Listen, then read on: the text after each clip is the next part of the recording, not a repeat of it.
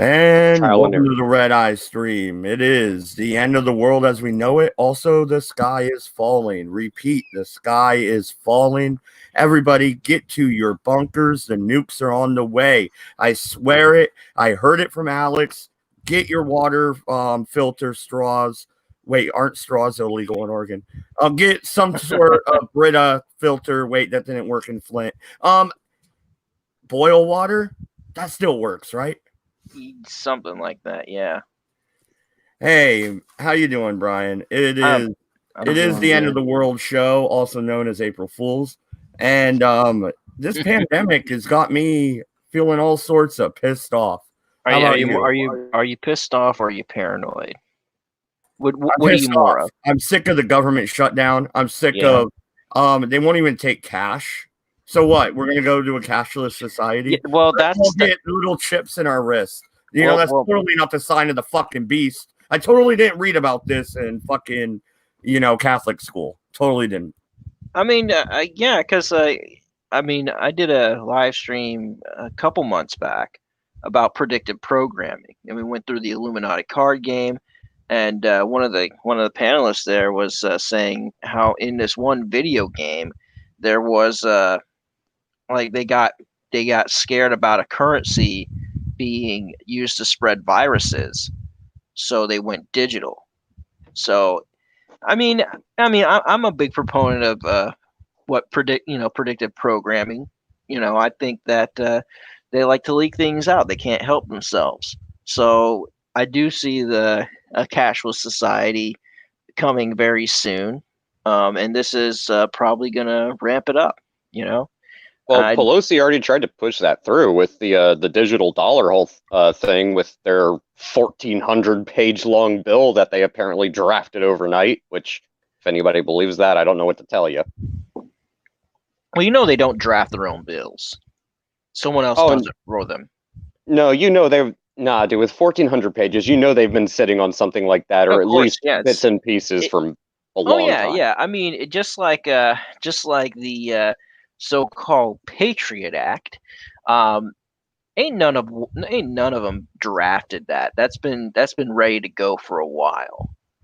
All these big push for expanded government, expanded surveillance is normally drafted months, if not years, in advance. I mean, if we're being honest and we're really going to call everything out, it there are two facets to this whole thing. The first is the mentality of never let a good tragedy go to waste. And Mm. what's the dude from South Carolina, the one House representative? His name begins with the C. I'm drawing a blank right now, but him saying that this is an opportunity to reshape the world in our vision, and the mentality of never let a good tragedy go to waste. Well, Combine that. I forget who it was, but after 9/11, someone was on C-SPAN on like a press conference. He said this is a good opportunity to have the president do what his father always talked about, and that's have a new world order. You know, and then amidst the financial crisis of 2008, right around when Obama was getting elected, Kissinger said, "Well, this is good for Obama to put together a new world order. It's a good opportunity." He flat Well, out said that point blank on the floor yeah. of the New York Well, no, Stock he Exchange. he absolutely did. And the Fox and Barrett show, welcome. I don't think I've seen you before. Division, it's called the Green Flu. Yeah. Amanda Wolfchild, this probably is the first time. I usually have kids in the background, so I don't go on camera. But there's nobody here other than my best friend, so whatever. I have a curtain behind me. I figured I'd go on camera tonight. And also, the other thing I wanted to point out is, aside from the mentality of never let a good tragedy go to waste, is also the Hegelian dialectic, problem, reaction, solution. Yeah. So if you look at what was proposed in the bill that Pelosi tried to railroad through, the fact that she was thinking she could pull that off, it just goes to show you that she's probably getting a little bit senile, but either that or just extremely overconfident. But with this whole idea of like creating a digital dollar, pretty much nationalizing the student debt. They call it debt forgiveness, but what it is it's nationalizing the debt, giving the Treasury the ability to actually buy stocks in the banking and financial institutions. Everything in that bill was textbook cultural Marxist, and it wasn't even written in legal speak. It's blatant fucking cultural Marxism. And Well, so and here's if you think they weren't trying to do real quick, Matt Dodge. Okay, go ahead. I have to cut you off. Okay, here's the thing. Never let a good crisis go to waste. So when you give the government this expanded power to lock you in over a virus that really hasn't killed that many. Sorry, it hasn't. When you start showing me Spanish flu numbers, I might bat an eyeball. When you start showing me fucking smallpox blankets, okay, we have a problem. But we really don't right now. You know what the real killer is? The actual flu. So they can lock us down every year now because we gave them this overreach. And the more we give them, the more they're going to keep. And if that makes me sound paranoid, fine. I'm fucking paranoid. I'm also staying at home. All these people will call me Typhoid Mary and, oh my God, he's not listening. No, I haven't left my house since I got off the airplane. Yeah, I had to fly home. Sorry, I went to a different state before this shit hit the fan. Oh, so did Kim. And Kim, are you sick? Did you catch the Kung flu, the Shanghai sniffles?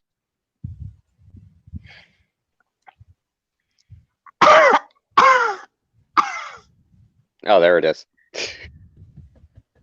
Cheeky son of a bitch.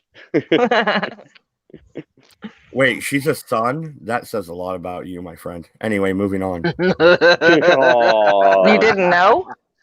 I kind of set myself up for that one. I can't even be mad. Never mind. I was going to make the pics or I don't believe it joke, but you'll find a picture. No, thank you. What, you don't like Fireball? Oh, God. I mean, okay. I know there's a lot of people coming out and being like, this is completely fictitious. No, it's not. Okay. It really is messing stuff up. If you have a pre-existing respiratory illness, you shouldn't go out at all. Get stuff delivered if possible, or call family or friends, somebody you can trust, right? But people like me, why the fuck can I go down to the freaking store with $20 to buy a pack of smokes? Why do I need a bank card now? Because you know that bank card is just as dirty as that money. Okay? It is. That's the thing. Yeah, think about the pin pad. Think about gas pumps. You touch that every time you use the card. You touch that keypad is what Kim was saying, yeah. And the only safe way to use it is if you make online purchases. I mean, talk about physically safe, and you brought up pre-existing conditions, so I just want to read this out so the chat can kind of put this into perspective. This is from New York City. The data in this report reflects events and activities as of April 1st, 2020 at 9:30 a.m. And we have three categories: underlying conditions, no underlying conditions, and underlying conditions pending, so undetermined. Total deaths due to COVID-19. 789 with underlying conditions, 336 pending, so undetermined, 14 deaths with no underlying conditions, and that's across all age groups, for a total of 1,139. If you look at no underlying conditions, ages 0 to 17, 0 deaths. 18 to 44, 2 deaths. 45 to 64, 9. 65 to 74, 0. And then 75 and over, 3. That's no underlying conditions. No, absolutely. And Amanda Wolfchild, and it's good to see you, Amanda. You haven't been around in a while. She says, yeah, like everyone in my family is high risk as fuck. Autoimmune disorders and lung problems run in the family. Then you should, a neighbor you trust. I mean, your mother-in-law, your father-in-law, somebody you trust, have them go shopping for you, okay? I'm not saying everybody should run around and go fucking hang out at the strip club together. All right. That's not what I'm saying. But you shut down the largest economy on the face of the planet over how many people are sick? Well, and that's the other thing that you have to take into account is always look into what people start advocating for in a crisis situation, especially one like this, where we see a lot of the people who would normally be criticizing Trump over, well, just last week, he's not reacting appropriately. Now they're saying that he should start nationalizing the supply chain and, complaining about the fact that he didn't mobilize the National Guard, but then turning around and criticizing him over anchoring the USS Mercy in LA and the USS Comfort in frickin' New York. It's like, well, and we were talking about this earlier in Discord. Oh, do you want him to mobilize the National Guard because that's gonna stop the spread of the virus, or do you want him to? It's not. No, he did commission the National Guard to be pretty much delivery boys. That might work if you put them in small units, but the thing is, if you bring in the entire state National Guard and you have them running the streets, issuing curfews, shutting shit down, guess who's going to catch the virus? The National Guard, right? Well, and which one do you think is the more appropriate response, though? Let's mobilize the National Guard and set them up in front of every Walmart so people don't steal toilet paper. But then you turn around and criticize the president over mobilizing two of the most advanced hospital ships on the face of the fucking planet and put them in two incredibly fucking dangerous hotspots, LA and New York, where, like, just think about it. Not only from the perspective of population density, but the amount of traffic that goes through there, not just air travel, but maritime travel, the supply chain. It's not like we're driving a truck through, as the ivory tower elites would call it, flyover country. No, dude, trying to deliver goods and services to an urban area requires a lot of personal interaction that would technically violate the public distancing laws that are being put in place.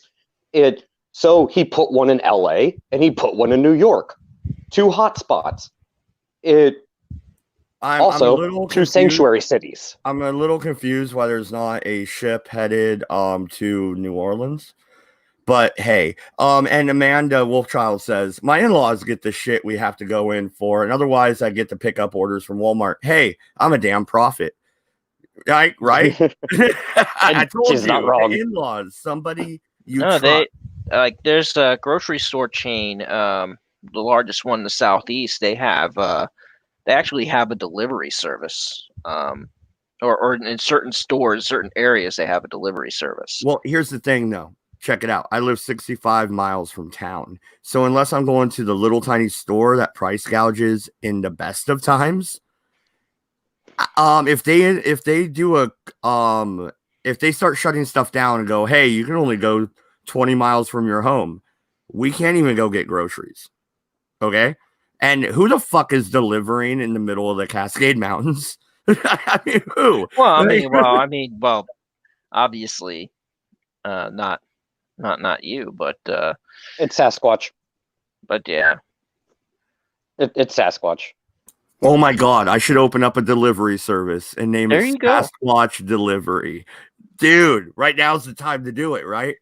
That'd actually be a good marketing technique. Actually, especially for the region you're in. If they don't have it where you're at, I mean, here there's a few places in the Southeast that do deliver groceries. Not just the stores, but there's companies like Shipped and a few other ones. You could probably capitalize on that and just start your own grocery delivery business where a customer sends you the company the shopping list. You go and you buy said items, and you deliver it to them for a cut of the dough. Say you charge like 5 to 10%. The thing is, here on the East Coast in the chat. You could go ahead, Doku, in a second, but Amanda says, How is anyone supposed to hit up their weed man if no one can go anywhere? LOL. No, check it out. We have a dispensary walking distance away, and they're still fucking open, yo. But it is funny when I was down in Louisiana, right? My I'm not gonna say who. One of the people I was with wanted to get some weed, and they went to their weed guy, right? And I guess somebody had tried to, fist bump him. And he had put on Facebook later, yo, if you come to my house to pick something up, no fist bump because of the CVID. Like, even the weed man's paranoid, yo. Well,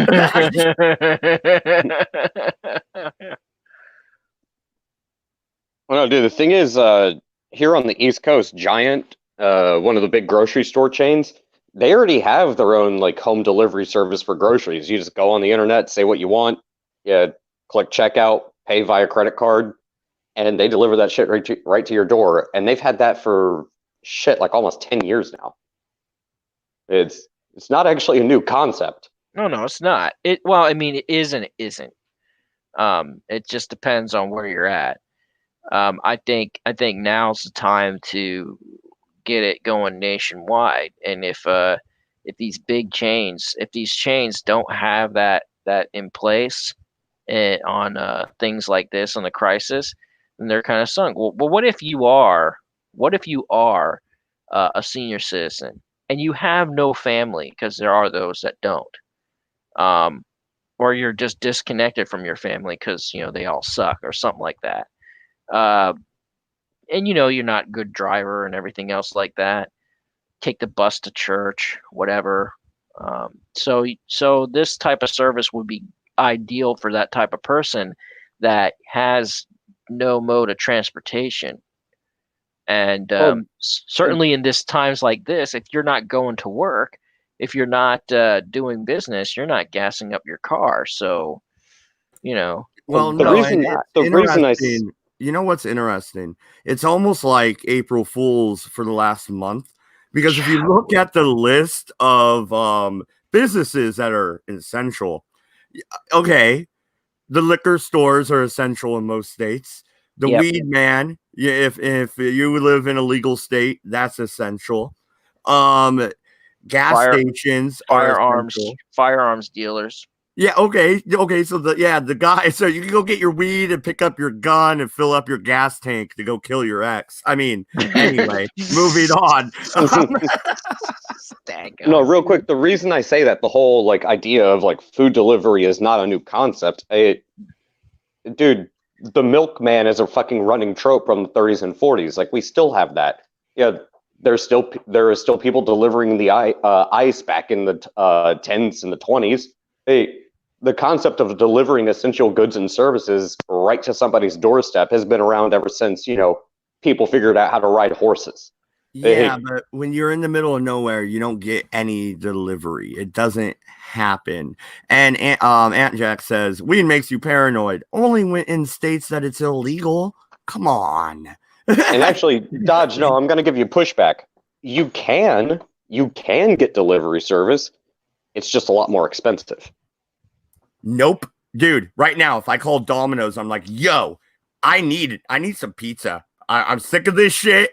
I can't do it. I need some pizza. I will pay $500 for 2 large pizzas right fucking now. They're going to tell me to fuck myself. They're not driving up here, dude. They're not driving up here. Not for $500. They're not driving up. Daggone, man. You need to move. I don't know, man. It sounds although you're probably in the perfect place to be hunkered down. Hopefully you got a stash of supplies. Oh no, we're good. And Oregon isn't that bad, especially in the county I'm in. There is, last I checked, 14 total cases. 4 people have died. They were from 75 to 95. I'm sorry. You could have falling down the stairs, okay? Like, somebody could have sneezed on you wrong and you could have broke your hip at that point. I'm sorry.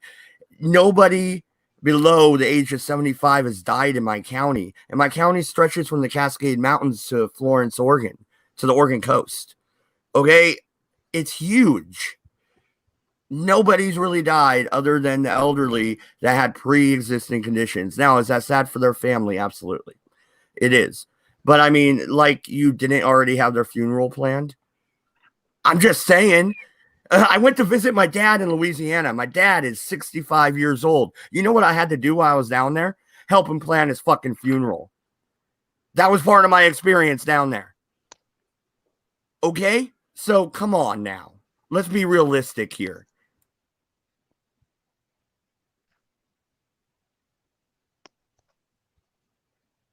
Daggum. I'm sorry. It's a little rough. It's rough. It's rough. But it's true. This isn't the Spanish flu. Start showing me those numbers. President Trump came out, yesterday? And he said the next 2 weeks are going to be extremely difficult. And we could see 200,000 people die. Where are you getting these numbers? Did you call Al Gore and get his fucking climate change numbers? Where are you getting this shit? Well, the thing is, who was it? There was a country star that died. The guy that wrote Stacy's Mom Has Got It Going On just died yesterday or today or something like that.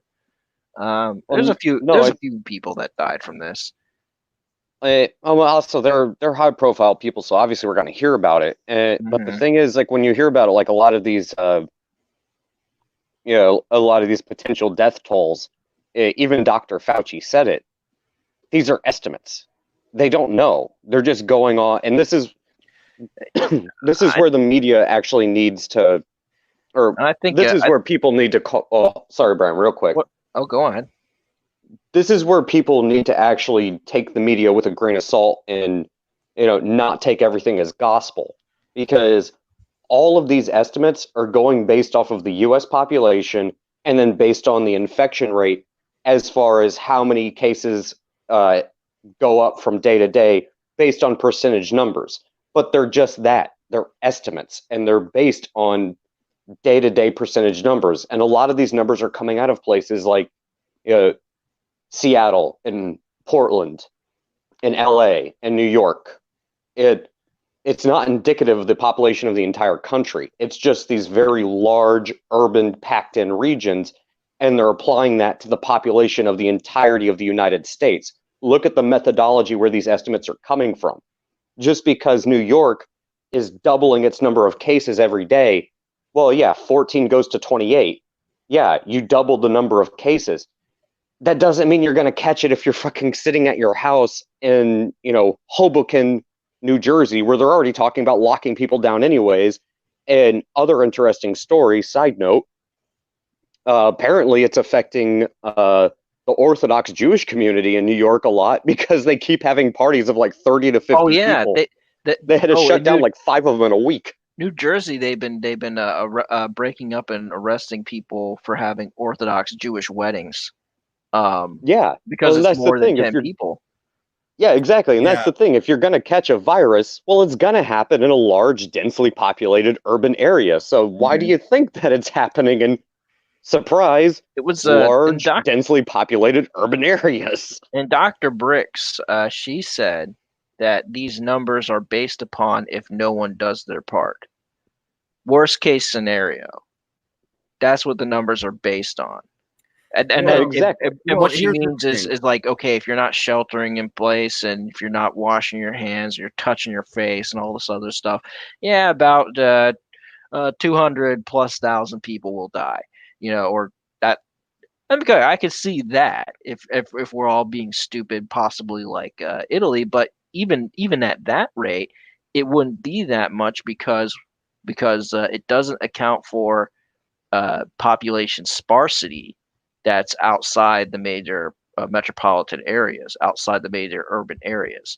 Once you get into the suburbs, once you get into rural areas, it's going to be less likely that you're going to get it.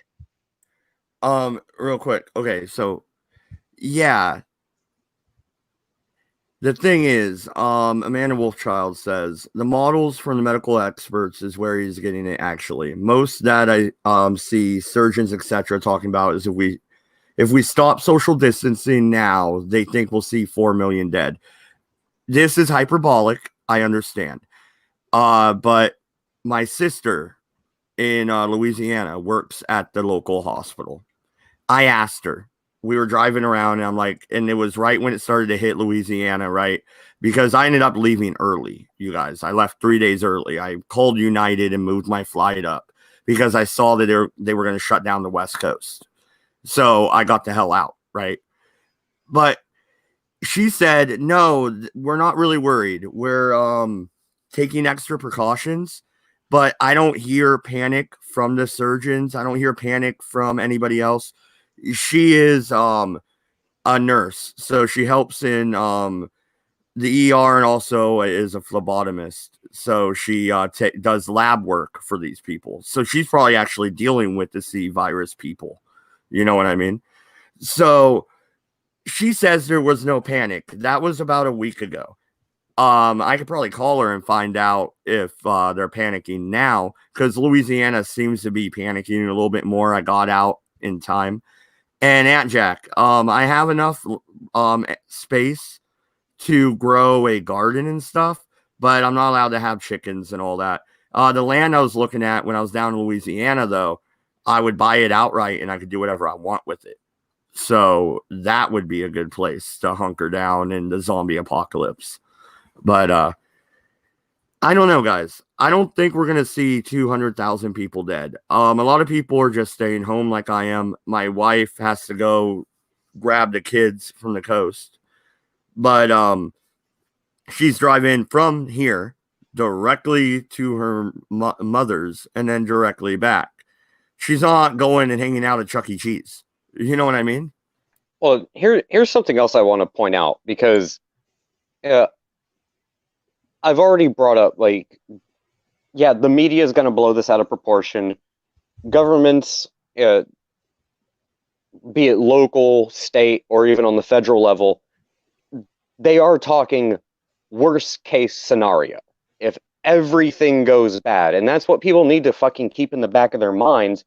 This is worst case scenario what these people are talking about, because that's what the professionals are preparing for, as they should, and that's the responsible thing to do. It's sort of like the old adage of better than have it and not need it than need it and not have it.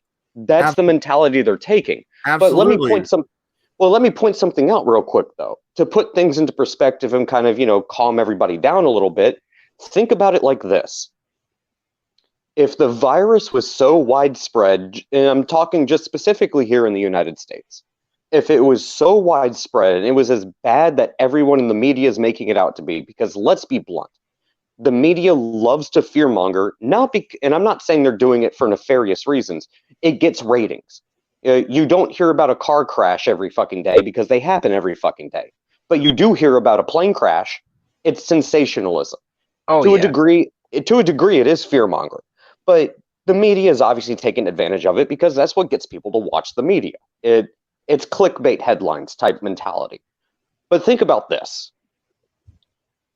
If this virus was so widespread and so infectious, then why hasn't every person that went to go buy toilet paper at a Walmart not in the hospital right now?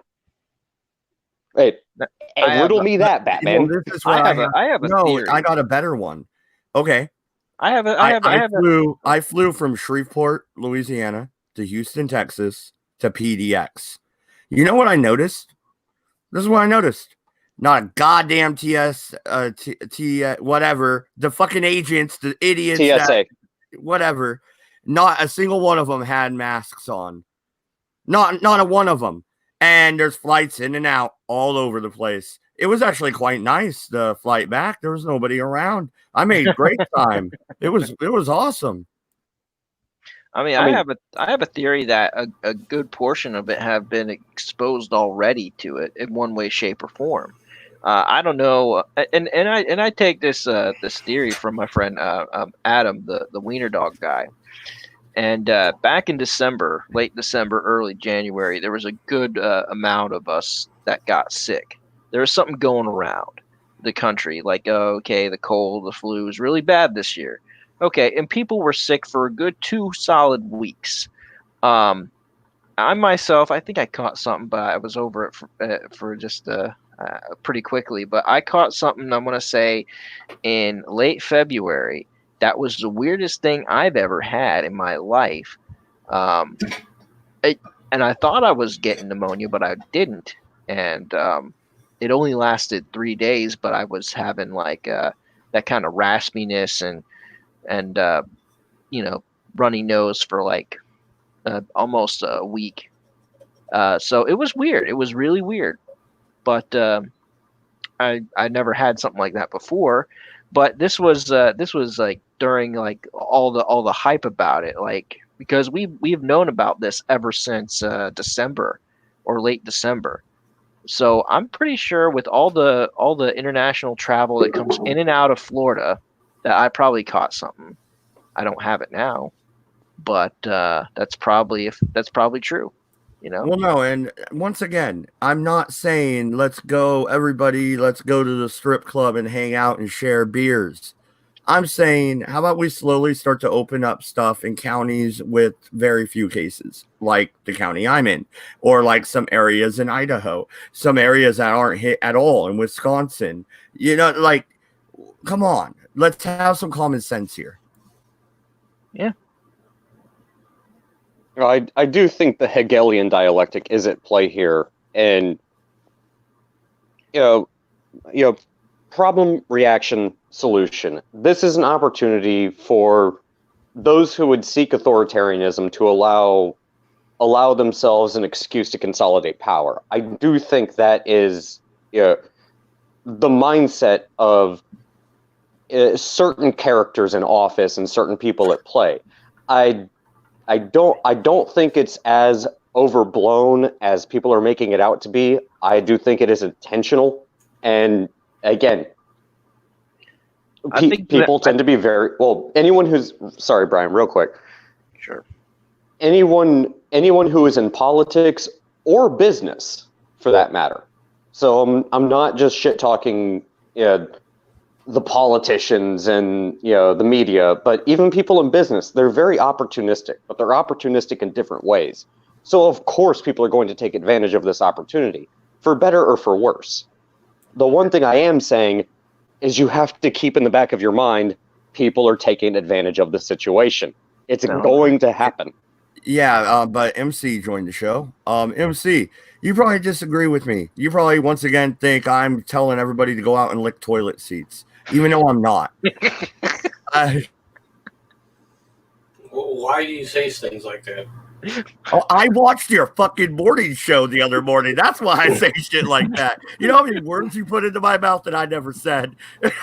I should have. I was referring directly to commentary about people like you and Sticks and everyone else saying that this is non-constitutional. And that's not an accurate statement. And this is something people don't realize because they don't look at Article 1, Section 9. They don't understand what it means. But regardless of that, okay, no, you're right. But at the same time, what's happened in the United States, okay, look, Amanda's not necessarily wrong when she blames China. Let's be honest. China did this. China did this intentionally. China wanted this to be a worldwide pandemic. Asshole. Okay. The reason they did is it got out of control in their land, and they said, okay, if it's out of control here, we got to give it to everybody so that everybody, we're going to spread the misery. Okay. That isn't. I'm not saying that they designed it to kill people or anything else, but they themselves intentionally lied about the situation and intentionally created. I want to respond from you, MC, after I ask this question because of what you just said. Explain to me why then it exploded about 20 minutes from a site that deals with viruses, and it has an identifying protein that they use when they experiment on viruses. Matter of fact, the United States patent that the Chinese probably stole. Explain that to me if they didn't do it on purpose. You're making an assumption there that I'm not willing to go down because you have no proof of the fact other than circumstantial evidence. And I'm not going to deny that the circumstantial evidence doesn't exist. It does. All right. But unless you have some kind of more documentary proof on it, I'm not going to believe that it was an intentionally created virus that China did. Now, like I said, China did intentionally hide what's really going on. They are intentionally hiding it today. They're not telling people the truth. We all know this. We all can see it. They're not telling people what's really going on. And what's worse is you got organizations like the WHO, and you have other organizations such as the EU, all right, that would rather trust the word of the Chinese than the United States. And real quick, MC, I just want to touch on what Dodge said about the identifying protein. Specifically, what that is it's not necessarily a protein. It's a solution that they put in petri dishes. If somebody knows the proper medical term for it, it got out of control. Whether for ill or for will, it got out of control. And the fact of the matter is this: whether they intended to use it as a bioweapon or not, it wasn't ready.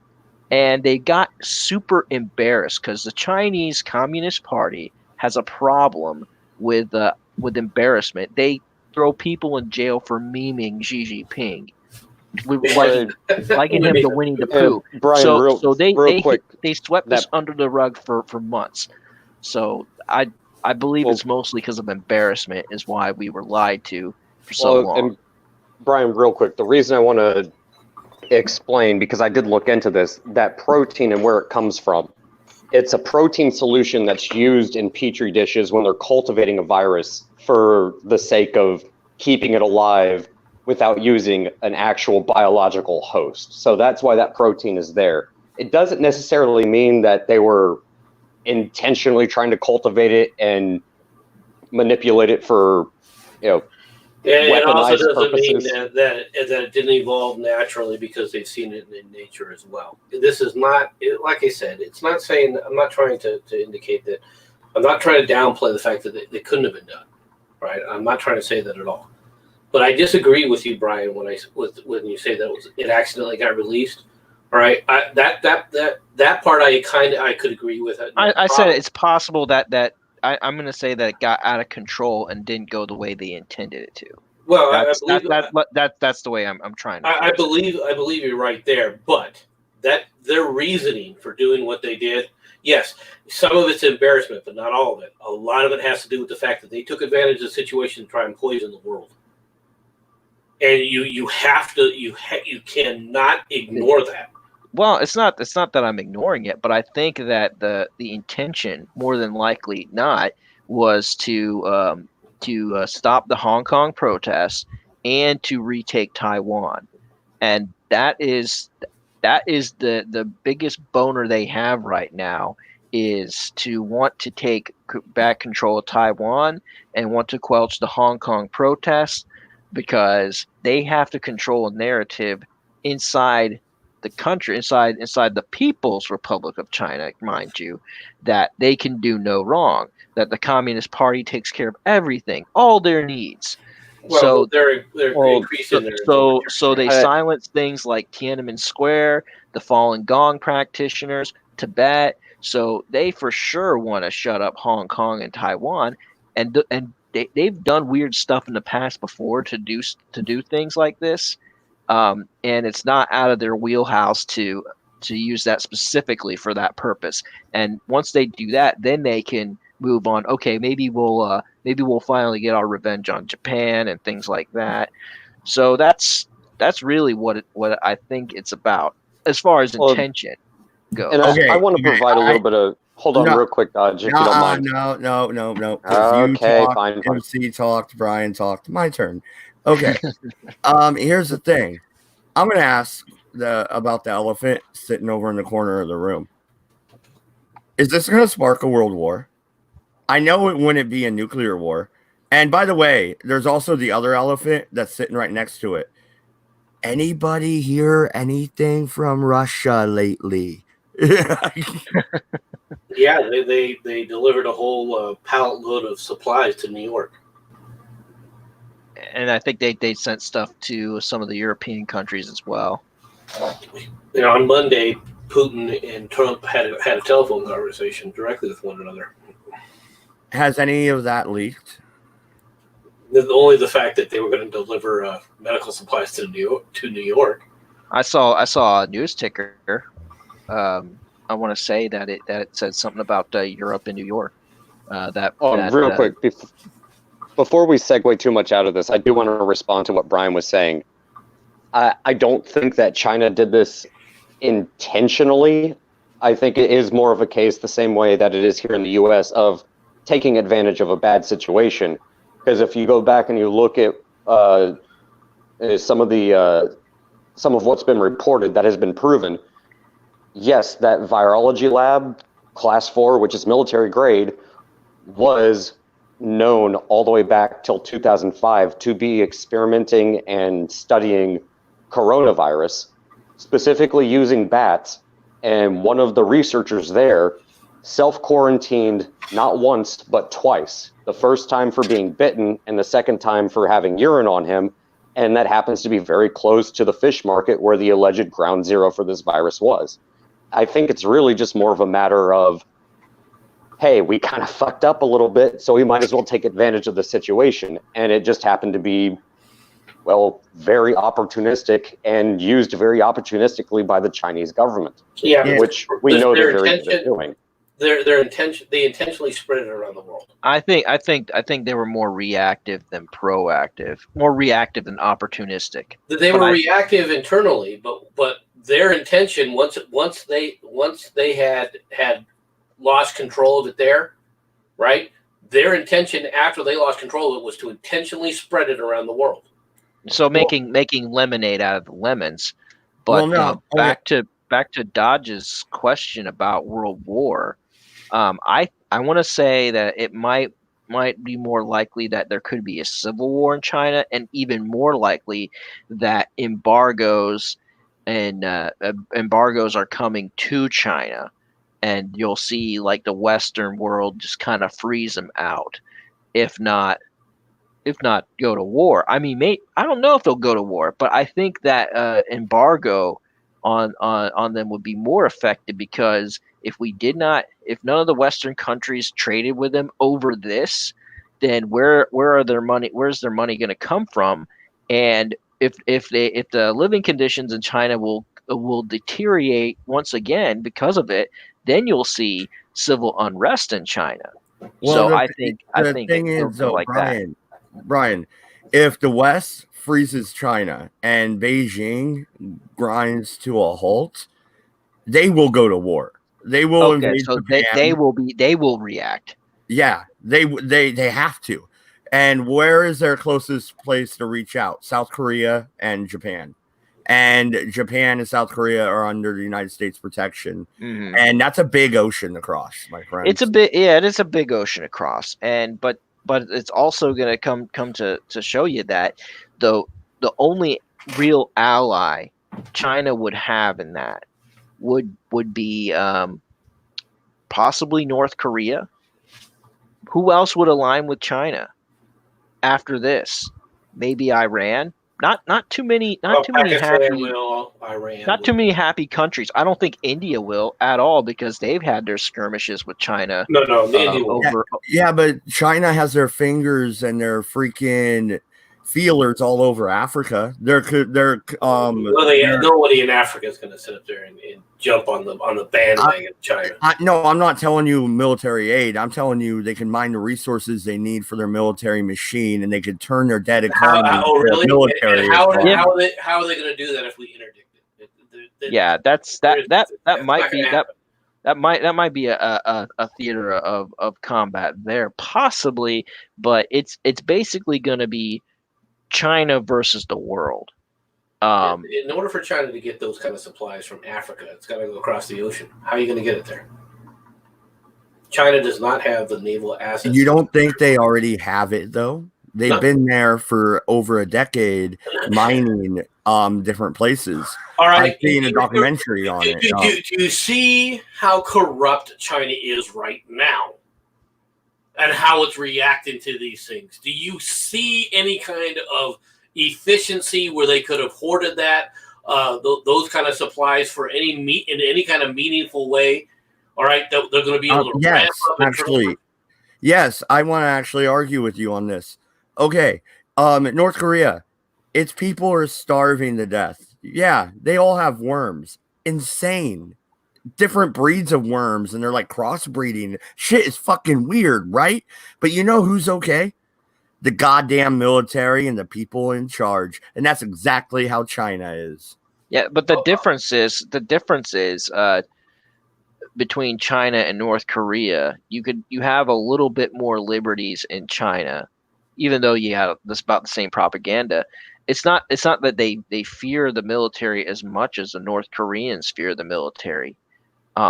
See, that's the difference. See, if it was under Mao's regime, it would be a different story. Even if it was under, well, who's the guy that ruled in the 90s? I can't remember. In the 80s. Deng Xiaoping. Yeah, if it were those guys, maybe. But Xi Jinping, I don't see it.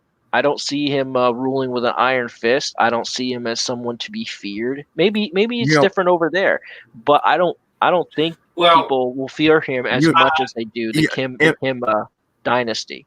Okay, MC, I'm gonna let you go, but here's the thing, though. China is more open to the world, right? And they're doing a lot of hacking and cyber warfare with the United States. So they probably learned a couple things from us. Like, I don't know, having strategic depots full of supplies to fuel a war machine if need be. Kind of like our oil reserve and all our other reserves, like the chemical weapons depot over in Eastern Oregon, just chilling there, because we don't believe in chemical weapons. But if we need them, fuck you, China, you asshole. That is not the other thing about China that a lot of people don't seem to look into, because people don't really care about China if you're not there, unless you look into the history and organization.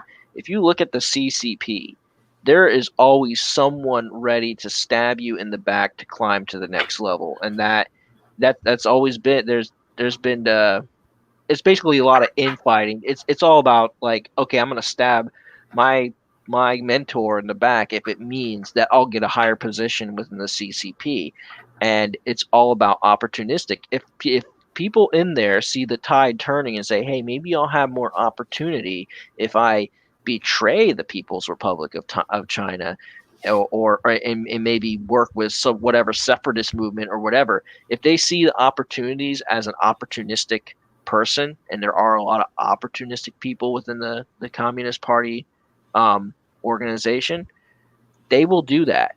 If it comes to the point to throw him under the bus, they will throw him under the bus, or someone will help. Doesn't that go the other way as well, though, Brian? It does go the other way. In a sea full of sharks, the toughest sharks are going to be the ones left.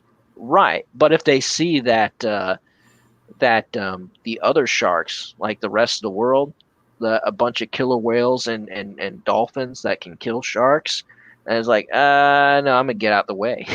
The thing is China, for all its bluster, all right, if it attempted to go to war, does not have the logistical capability for any kind of real long-term war. The other thing you got to remember about a real war, a world war, okay, is that you need the logistics and you need to keep the weapon systems coming, because war is going to utilize these things up overnight. China does not have that kind of a base logistically to support it.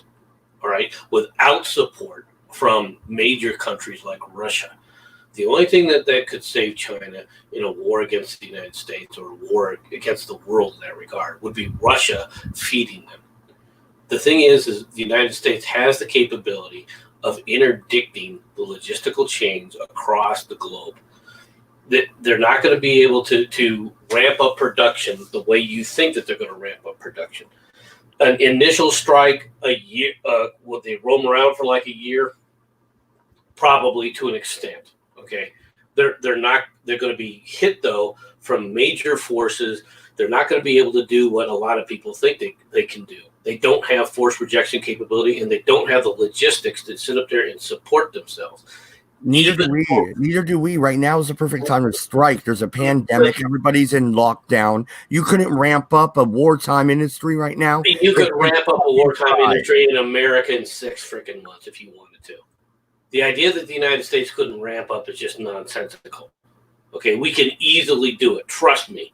We have that capability. It doesn't take much except for willpower to ramp it up in a wartime type of a situation.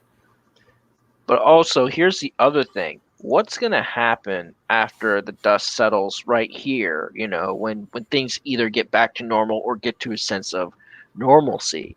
Will the companies that have their factories over in China, will they continue to be there, or will they come back here or to whatever country they are of origin? Will they continue? Yeah. Well, I mean, will they? Yeah. Well, it's not that they'll be forced to. I mean, you'll see a lot of them that'll come back out of convictions like it's your guys' fault. I don't want. Well, I guess publicly forced to by the court of the public. Pretty much saying, Well, you know what, we can't lose our American customers, so it's either American customers or you. And they're the ones that buy most of the stuff, not you. So we're going to have our stuff built over here. You're going to see tariffs and things like that crammed down on them unless they sit there and come back. I mean, I'm just saying the individual companies, not so much by any action of the government, but individual companies saying we're not going to do business over there anymore. Now that alone will be such a hard hit to them that it's not that might even spark economic downturn. I don't have faith. I don't have faith in that aspect of it. I do for a couple reasons. It depends, because you'll have CEOs of these companies. Maybe one day they want to be president or something like that. So that's always the game. Once you climb to the top of your field, the only thing left to do is to run for political office in some sense, and they don't want to spend years of being I see it all. We've seen it all through history. So I think I think China's done. The elites might be done with them, and so it's time for them to get freeze out, just like the Soviet Union. Once the elites got done with them, they've been froze out. So you're going to see the same thing. I don't see that with the elites. I don't see them looking at that kind of aspect of it. It'll be forced on them by the public, because the public will demand that they do things like tariffs and other actions that will basically force the hand of these companies to and that very well may be, and that's probably what's going to happen. But I do think that you'll see a lot of the companies that read the writing on the wall, so they'll go ahead and say, well, we're gone and we're going to set up shop here instead of there. You have a lot more faith in the elites than I do. I don't have faith in the elites. It's a behavioral thing. It's business 101. Your brand reputation is everything, in business. But the thing is too many of the ones that you're talking about today, right, consider themselves in the same mentality of the Europeans. And the Europeans basically would cut their own throats, and they've done it repeatedly, all right, with breaking deals with the United States and backdooring us so that they can sit up there and work with the worst elements around the world. But you see, the business leaders, they don't think like politicians. They think the reason why they're over there is because of cheap labor. And so now you'll see them say, because people are stuck at home with nothing better to do than to see what's going on in the news. So they know. Everybody here in America knows that it is China's fault for the most part, or all of it's China's fault, whatever way you look at it. But they are responsible for this whole thing happening. They're going to demand that those companies, and they see it, they know. So those companies will no longer work there or no longer have factories there. For 5 years after this is over, you might be correct. But after 5 years, when the media keeps bashing and bashing and bashing, complaining that it's America's fault, no, they even know that, and they even reference it from time to time that it did come from Wuhan. Well, no, the only reason they reference it from time to time, I disagree with you, Brian, is because they get so much backlash that they got to sit up there and they throw out the red meat to quiet it down. They originally reported that it came from Wuhan, and it's too big of a story to flip that narrative a complete 180 degrees. So they're still trying it, though. I know they're going to try it, and they are trying it, but you see, it's gonna backfire, and they're not gonna. and they're going to come out. They basically just handed Trump a second term, in my personal opinion, whether you like the guy or not. That this is, I mean, this whole crisis did, and so this is what's happening. And so they see the writing on the wall. They're going to get out of China, and I think some companies are already doing that. It's basically the cash cow stops if the companies decide, for the most part, that we're no longer doing business there. I don't think the NBA will be doing anything there anytime soon. We'll see. Yeah. I think by next year they'll be right back to complaining about how Chinese people are being treated in America and how badly we treat China. Well, I mean, it's a good sensationalism story, but you see, it's one of these things, and I'm telling you, this is the decade where PC culture dies, and this whole thing that happened where we went into like a kind of almost like a national state of emergency, you know, everybody's quarantined, things are shutting down and everything else. Like overnight, PC culture died. If it's not died by now, it is definitely terminal. It is on its deathbed right now as we speak, because people were like, we got to get back to work. Where's, you know, what we need the money. And it's like, oh, it's China's fault. Well, screw them. And they look at those old reports. Oh, it came out of Wuhan. Well, screw them. So that's exactly the mentality that we're going to have. As hard as the news media will try, people are not going to forget at all. No, you have a point, and that's a great segue into the next thing I wanted to talk about. So, Doku, you dropped out. If you're listening, jump back in. You'll probably want in on this. Okay.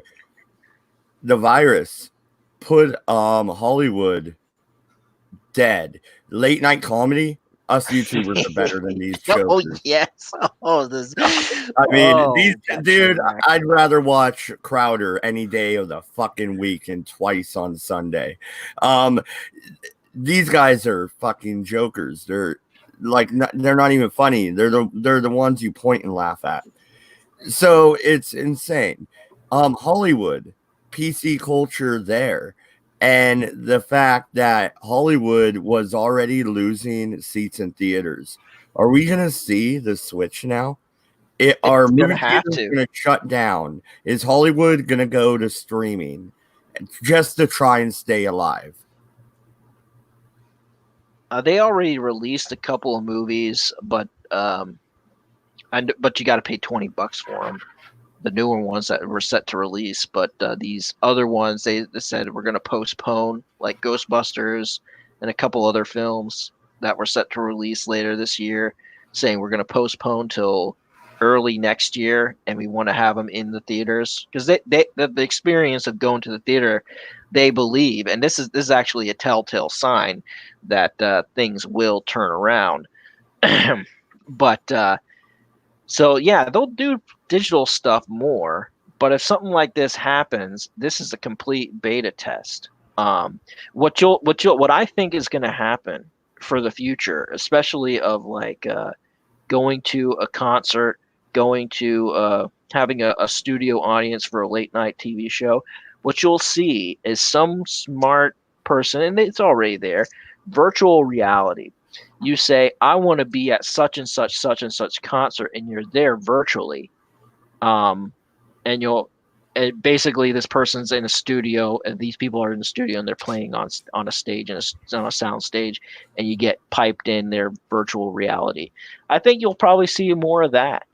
I think the venues will change to an extent. I think the venues will turn smaller. Well, I think one of the problems that they're going to have to deal with is the entertainment has changed simply because of distribution, right? Mm-hmm. The fact that distribution costs dropped to the ground changes the whole concept of recording artists and so forth. Therefore, what they have to do is they have to go in and now if they're going to make their money, they're going to have to go on tour. They're going to have to go from venue to venue. But I don't think the venues will be as large for at least for a while. But overall, will this kill Movies, no. Movies are a way, let's be honest, a way of getting out of the house more than anything else. People are going to want to going to want to go somewhere to get out of the house, to go with their girlfriend, to go with their wife, or just hang out with the bros, or hang out with the girls, girls' night out, just kind of thing. That's what the movies have become. Okay, yes, the thing is movies are now in competition on a larger scale. The idea that you're going to have these huge blockbusters, that's what's suffering right now. And yet, part of it, I know everyone wants to look at this, but and you keep thinking that the PC culture is dead. I don't think the PC culture is dead because there's too many people that want it to continue, and there's plenty of people that'll try and keep reviving it because they derive power from it. But when they go too hard, people aren't interested and they lose money. But there needs to be a 100% repudiation and total backlash in order to put it down for any length of time.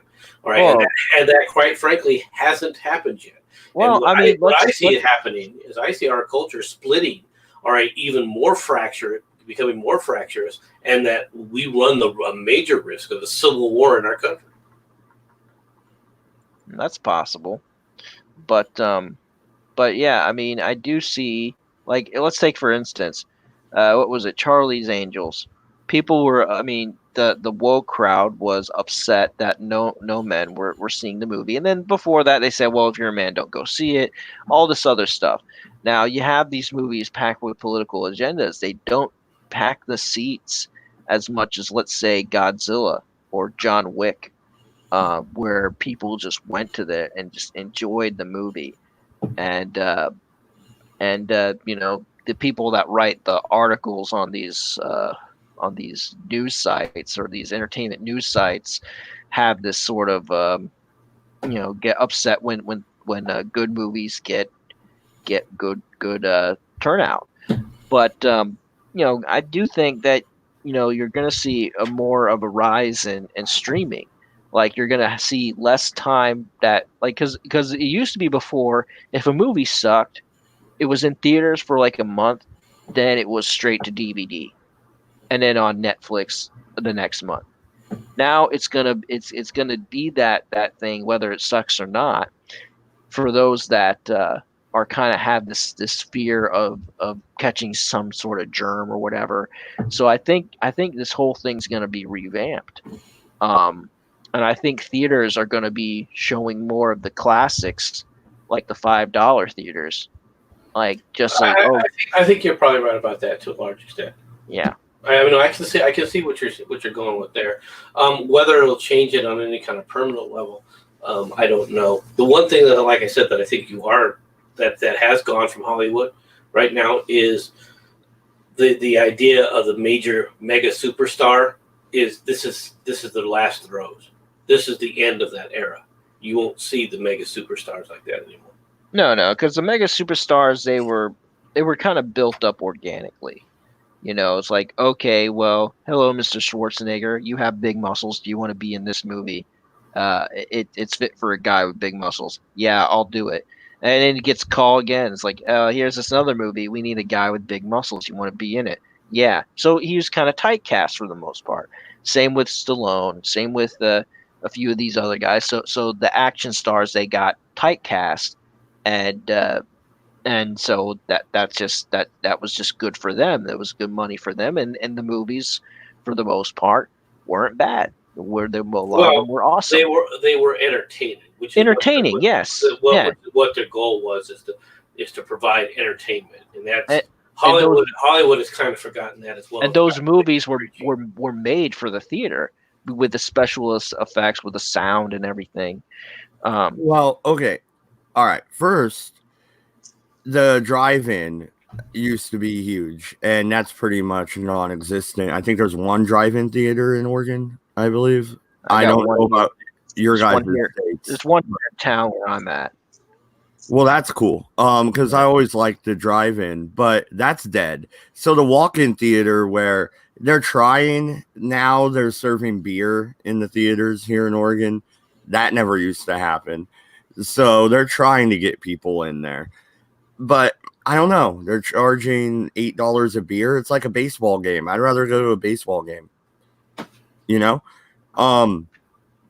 Also, nowadays, you had, in the 90s, you had people like Kevin Smith, right? Or the 80s. I think it was the 90s. But Clerks, he sold everything he had pretty much and threw all his money and his savings into it. He made that movie for like $30,000. All right, black and white camera and all that. If somebody collected $30,000 on a Kickstarter campaign, they could have a green screen, special effects, badass editing computer, and hire a few local actors. Okay, so how is Hollywood going to compete with 1 million or 10 million creative people? They don't. This isn't a boys only club anymore over there. It's opened up with technology. They're gonna learn the hard way, just like the music industry. And let me ask you, gentlemen, this question: what is the last album that you guys bought brand new from, let's say, FYE or Sam Goody or wherever it was? When was it? When was the last time you bought an album for full retail price? I know what album it was. I don't remember what year it was. Can you like guesstimate?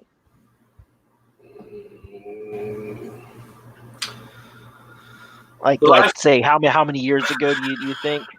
Or what decade it was in?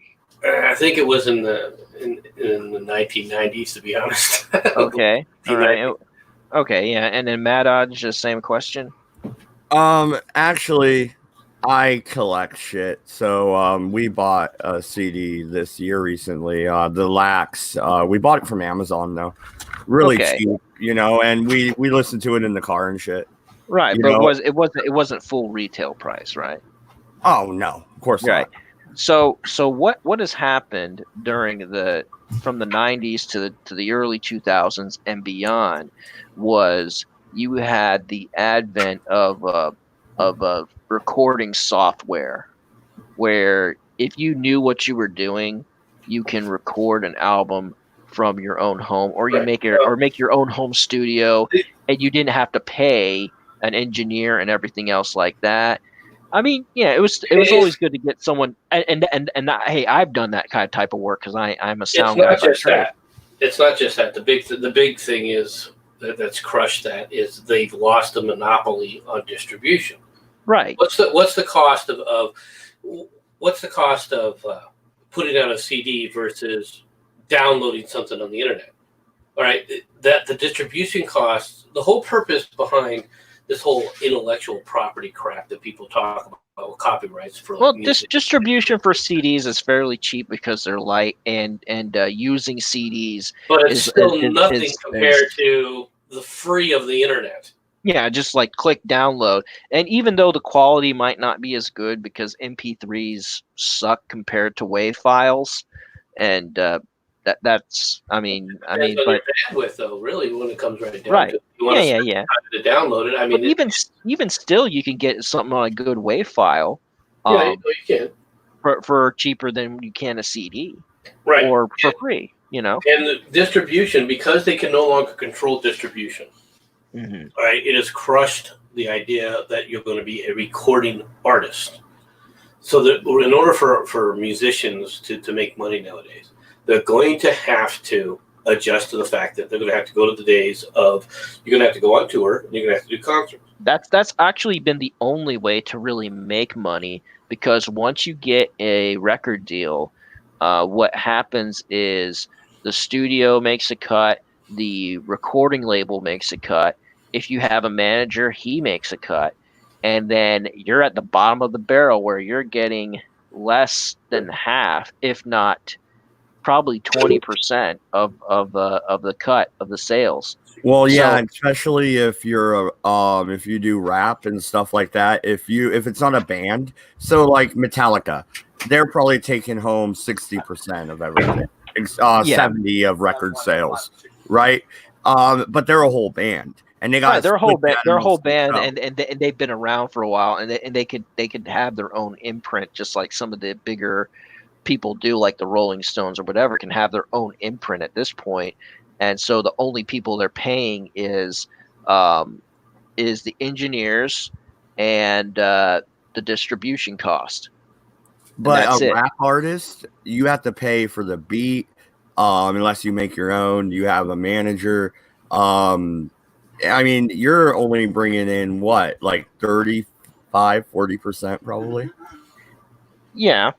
And if you know how to either make a beat, or you can find some public domain beats or whatever, you can actually, again, you could cheap up the production on a rap album big time, and still sell it for full price and make up the difference. But yeah, going back to it, it's the touring and the playing the shows, because you're going to get paid based on ticket sales. And if you're part of if maybe you might have a manager, so maybe there you might have to pay your marketing director.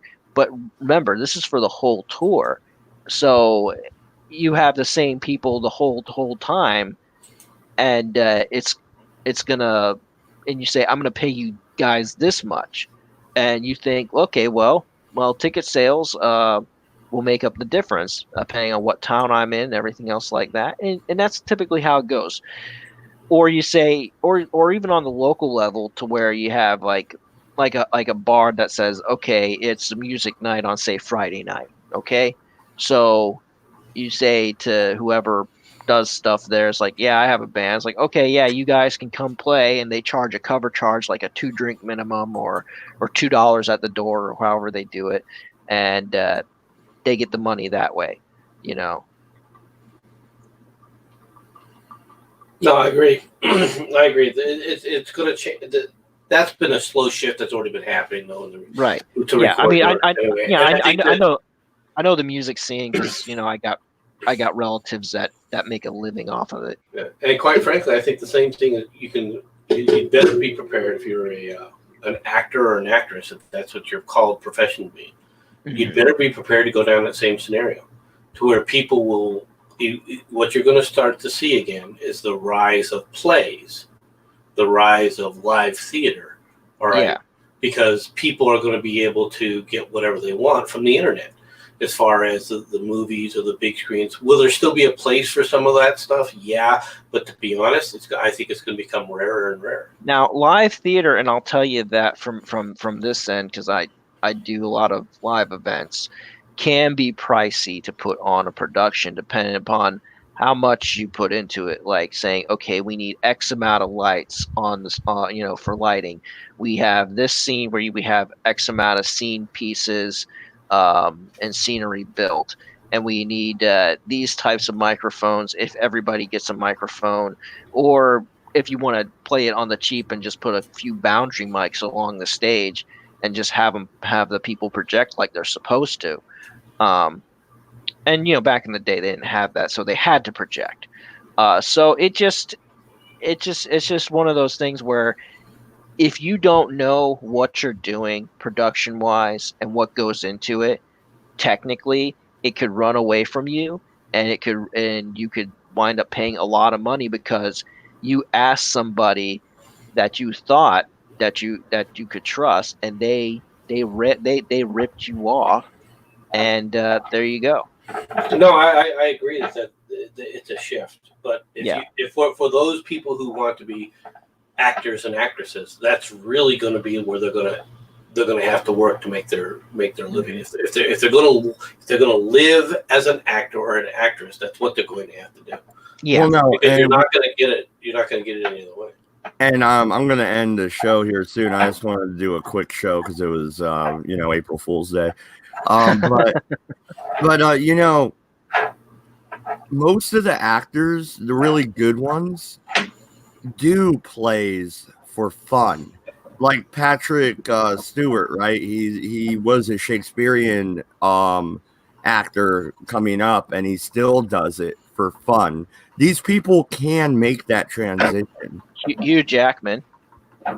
There are those kind of actors in that we look upon, all right, in the field, but they are the exception, not the rule today.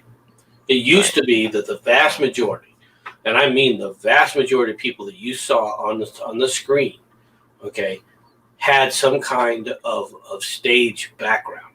There are people that people don't even recognize, like Kirk Douglas, right? Kirk Douglas had a stage background. People didn't even realize it, right? Because they don't know enough about where these guys came from. All of your, Rock Hudson, all these guys. I mean, they had those kind of stage background. Not all of them, not every one of them, but the majority of them did. Had some kind of stage background or some kind of live show type of background. All right, in it like a comedy show or that they were used to doing kind of live stream. Yeah, like I forget the name of it, but my dad was watching it. He likes old westerns. And it had Willie Nelson, fucking Johnny Cash, Chris Christopherson, all in this one western movie. So, and they were just country artists, right? But they did pretty good. I sat down and watched it with them. Yeah, it is what it.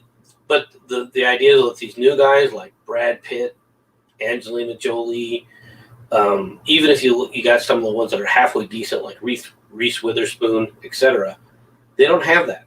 They don't have that background, and it's going to be hard for them to make that transition.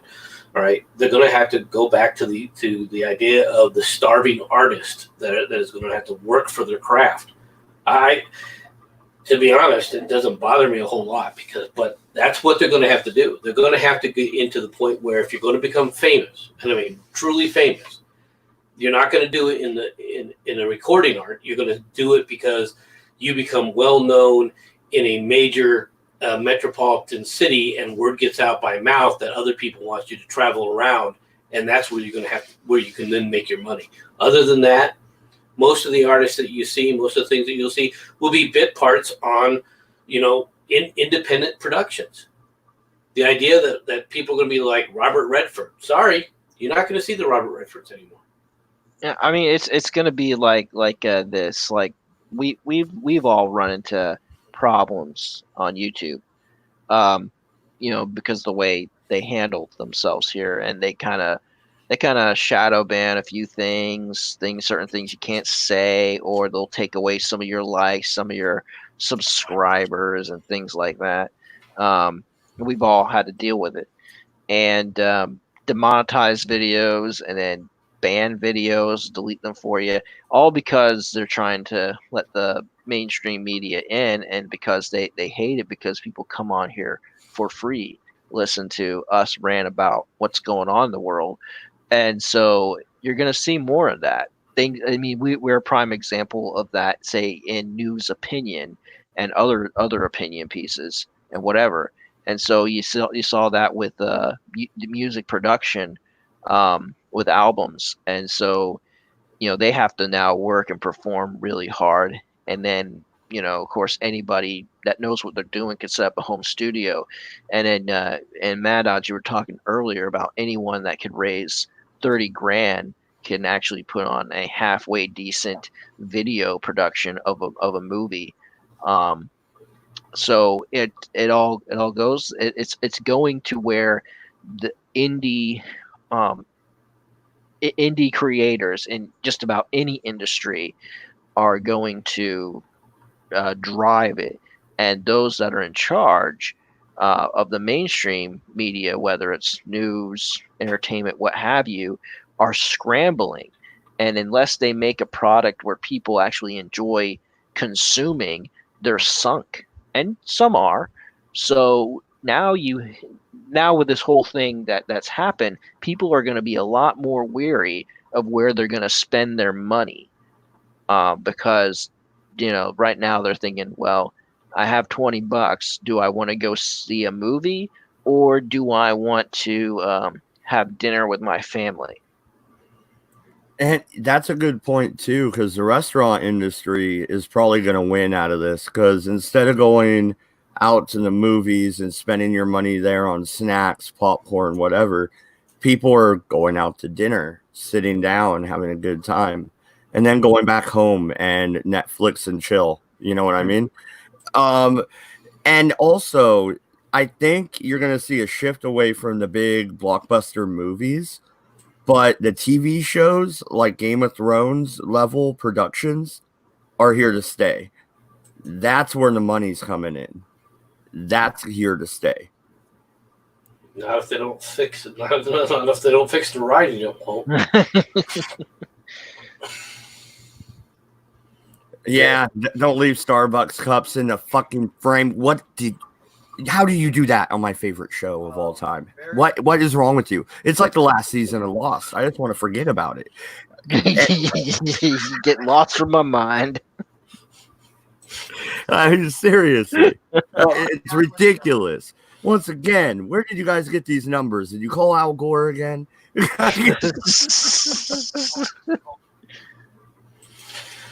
But yeah, I think that you're right though about that as well. I do think that you are the era of the blockbuster movie for the most part, right? There will always be exceptions. There will be the hot thing that everybody wants to go see. That's always going to be the case, all right? But overall, it's not going to come out because it was intended to be the blockbuster. It's just going to be something that just happened, all right? Because people, glommed onto it for whatever reason. Yeah, and what you guys were hitting upon earlier, I'll back you up on. What's really nice is going to one of the old movie theaters, sitting down in an old theater and watching an old movie, and it's hella cheap. And there's a couple of places in Portland you could do that, and that is cool. I think that is going to spread around. And maybe the old movies they're playing are 90s movies and early 2000s at this point. We're in 2020. It doesn't have to be 30s movies, but you know what I mean.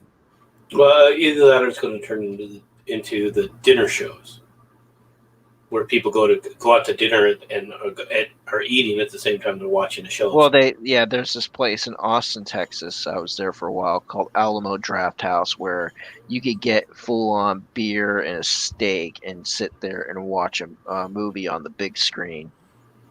Yeah, I think things like that are going to come to the. Oh, what about more interactive stuff? I know I said I was going to end it soon, but this actually popped in my head because I was listening to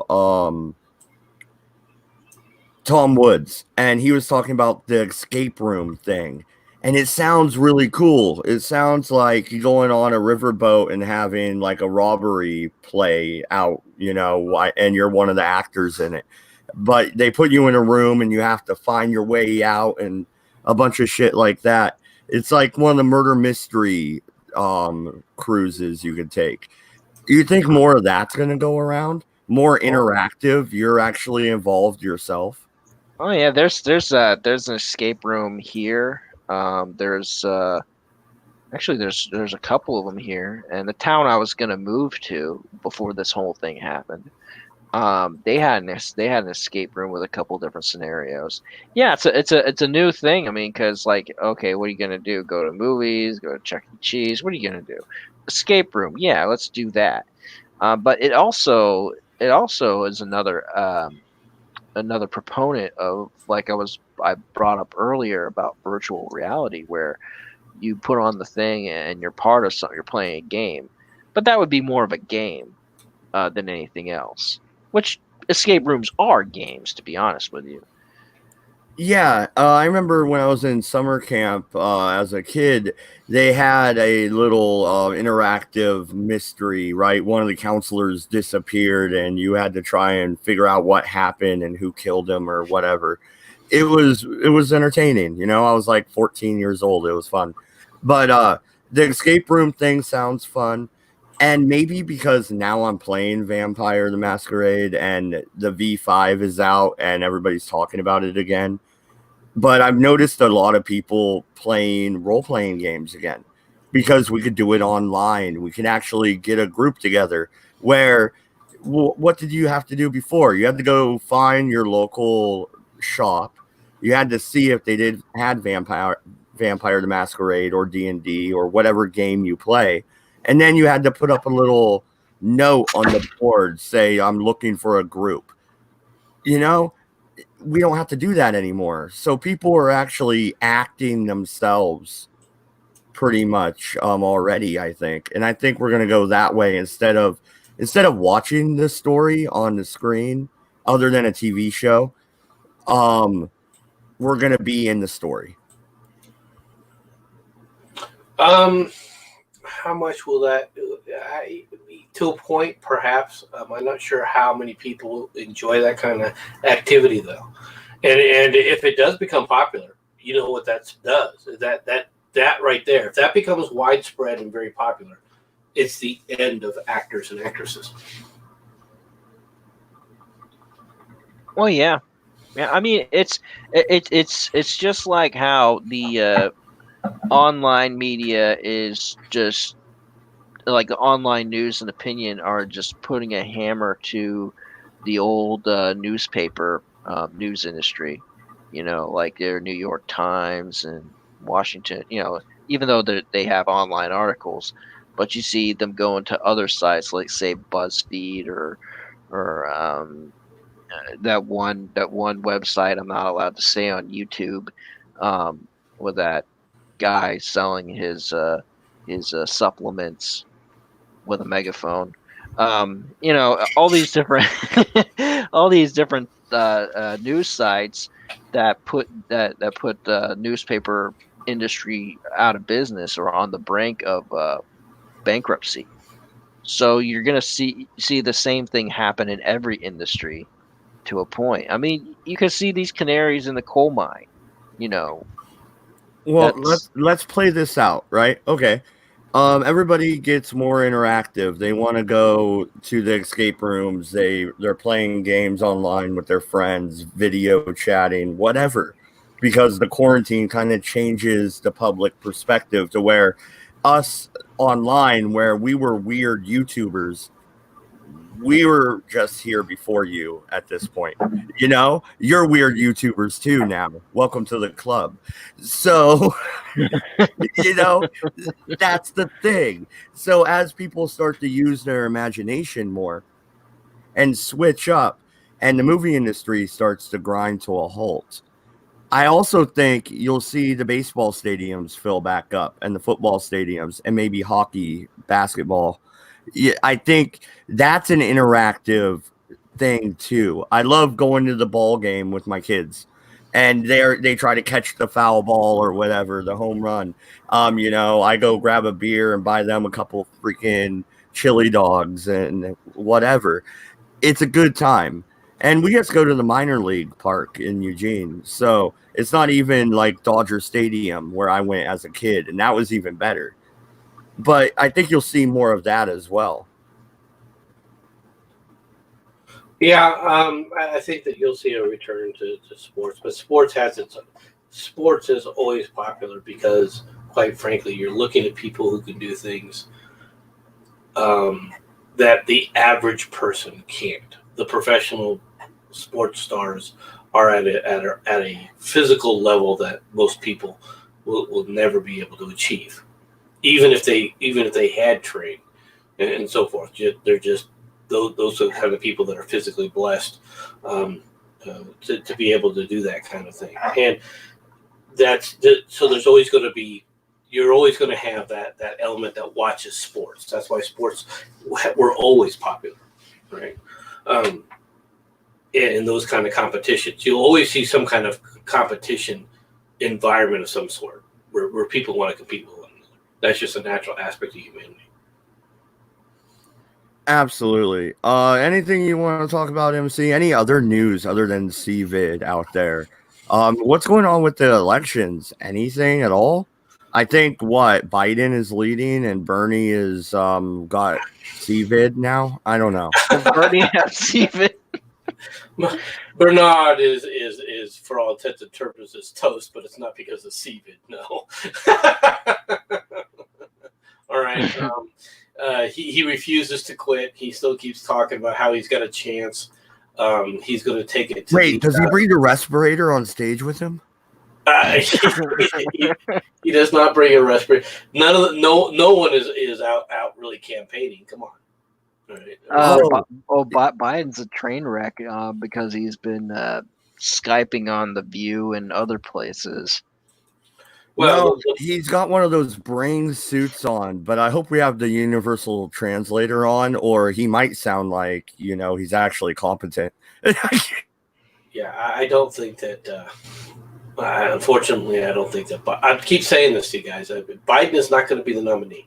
I'm telling you that now, that they will pull a bait and switch. You watch. Do you think they'll give it to Bernie, or do you think that, or do you think that they'll try to give it to Cuomo? At a brokered convention.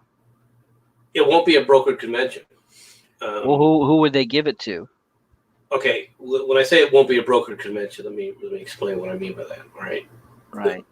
Biden will have enough delegates, all right, to win outright. But either the day before or the day of the convention, he will find a reason to bow out. Most likely, the reason will be some kind of medical condition. At which point, the delegates are going to be free to choose whoever the hell they want. And from that point, yeah, it kind of is a brokered convention. Now, who will they go with? Most likely, it will be who Biden picks as his VP. He'll sit up there and go up there going, "Oh, I got the coughs. Oh, they say that I'm not long for the world, and that I'm going to have to, for the sake of my health and everything." Oh my God! No, MC.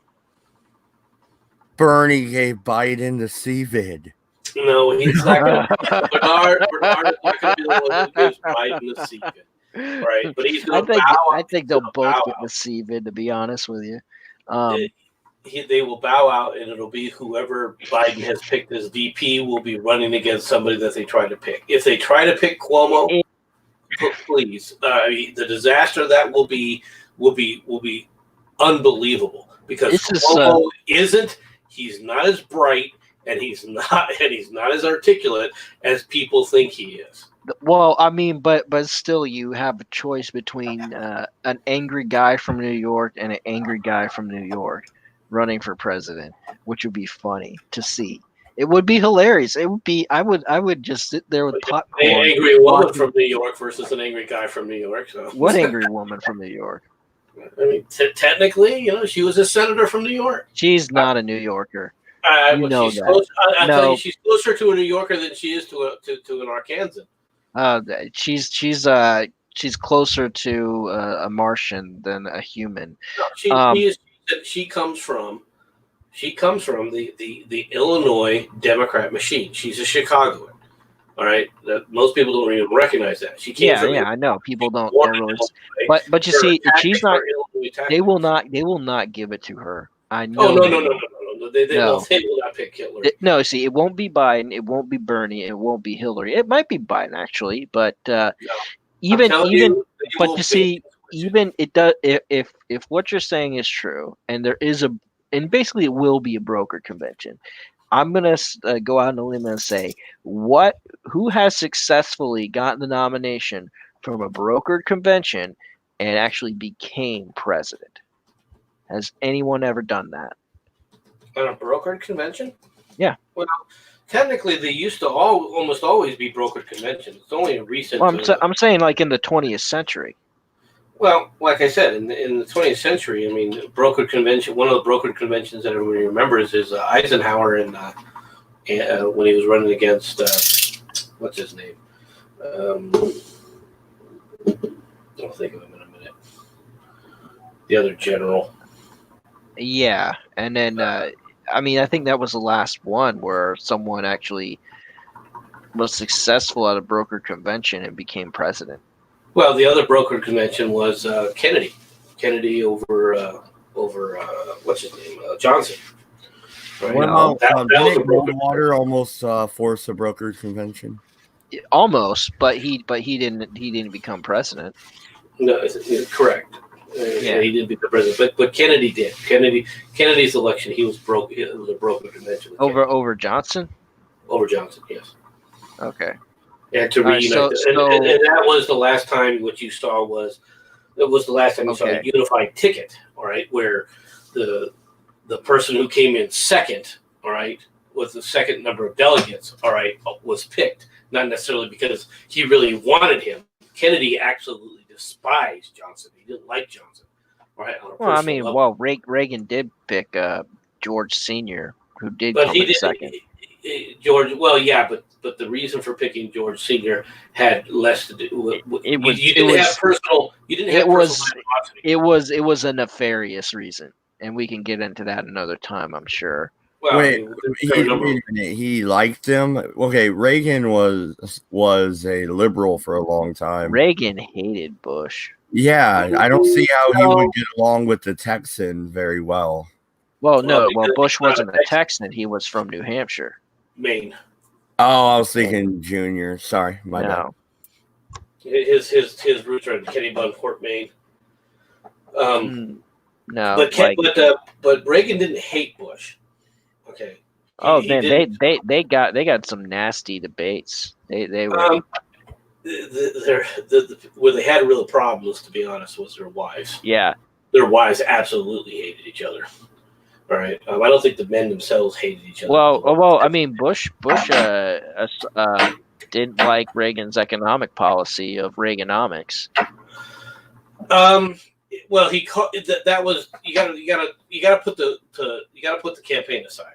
All right, you got to remember, put the campaign aside. If there was a real animosity between Reagan and Bush, Bush would not have been there for the second term. No, they put a gun to his head. I mean, the difference between Trump and Reagan was the fact that you cannot bully Trump. And I don't think you could bully Reagan either. Yeah, they totally did.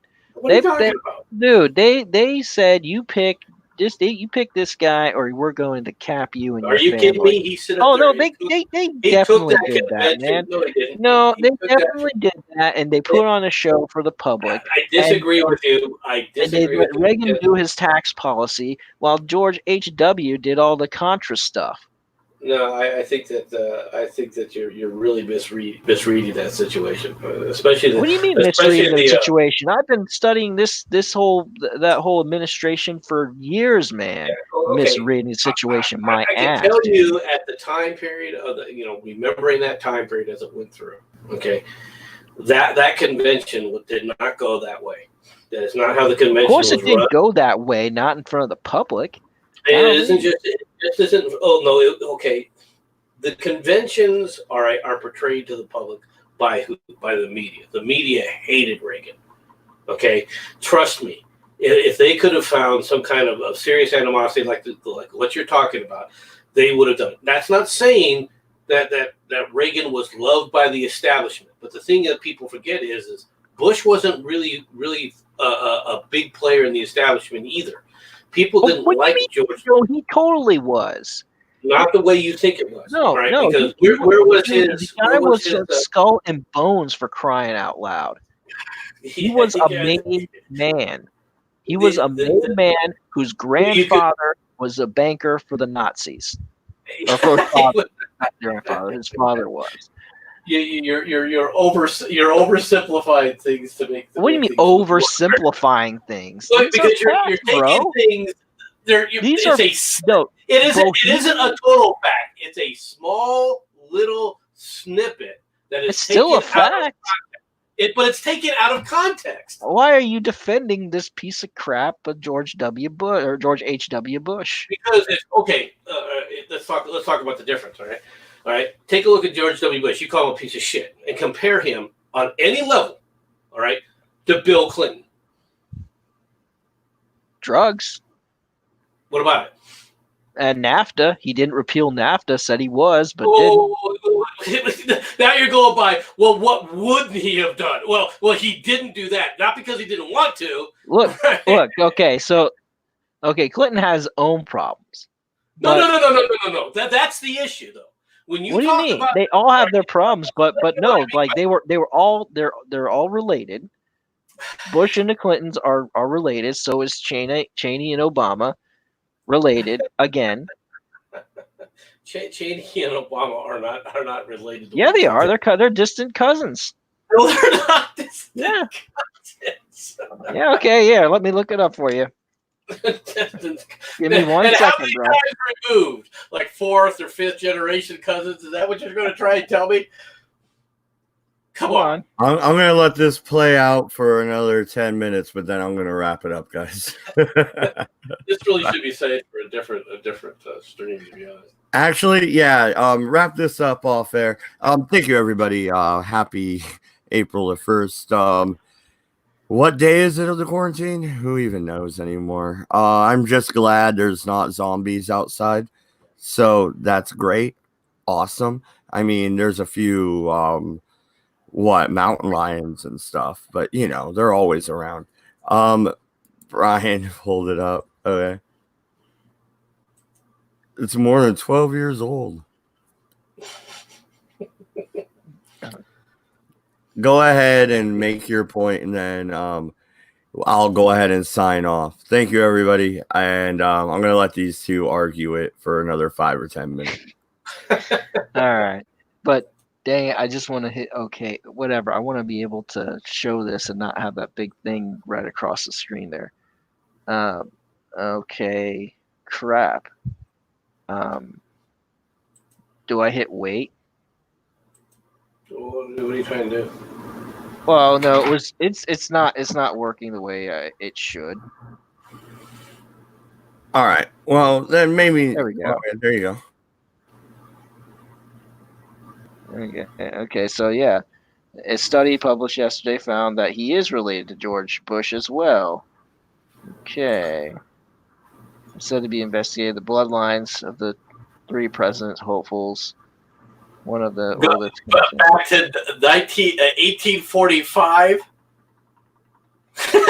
Come on. Hey, I mean, so what? What do you mean, so what? Okay, you tell me. You tell me why you have 2 people. Why you have a incoming president related to the outgoing president, and you tell me why in the world was in 2004 you had 2 Skull and Bone members from Yale, graduated 1 year apart, running for president out of 325 million people in this country. You want to talk about the elitists and how the elitists get along and so forth. I'm not going to disagree with you there. I'm not saying that isn't a factor. Okay, but you can overdose on that as well. You can take it to those kind of conspiracy things and take them too far. George Bush himself, okay, was considered one of the elites. I will agree with that, George Bush Sr., right? But it had more but they didn't look at him as a politician, okay? He had to be brought in that way, right, by Bush, which is one of the reasons why he had such a problem in his administration with the same things that Reagan did, okay? Because there were people in the bureaucracy that were doing outlandish things to try and subvert him. And that was something that George Bush didn't expect because these. But George, are you talking about senior or junior? Senior. Oh no, the senior thing that was a complete continue the drug operations. So he could do it as president, not vice president. Yeah, and then Clinton came in, and Clinton did a better job of running drugs than him. That's why Clinton was the next guy. No, Clinton was not. Clinton was selected. Yeah, he was selected at the Bilderberg's meeting. No, he wasn't. He went to the Bilderberg. No, he went to Bilderberg. Well, you have to believe that Ross Perot was at the Bilderberg meeting, and that he acquiesced to that. No, was he? All right. George Bush lost to Bill Clinton because of Ross Perot. Let's be perfectly honest. No, Ross Perot had some really awesome momentum. They threatened his family. He pulled out, and they said, "You know what? No. He pulled out. You remember this? He pulled out. I do remember this. Okay, and then they're like, you know what? Maybe we can kind of sway this a little bit. Hey, Perot, get back in. And he got in after he lost all of his momentum. He got back in the race when he lost all of his momentum, which means not the hill of beans. Give it over to Bill Clinton, who under him would be easier to pass NAFTA, which he did, easier to give our ports over to China, which he did, and so that's what happened. you know, and he did a better job running the drugs. No, he didn't. Gosh, man, yeah. In Arkansas, he would take the noses of planes, have them hollowed out, and fill with cocaine. he was not set up there ordering them hollowed out. No, I gotta stop it there. That is awesome. I love it. We're gonna come back to this conversation sometime, Brian and MC. I gotta get into this. I'm reading about hollowed out airplane noses in Arkansas. I can't wait till he goes to 3 days. I swear to God.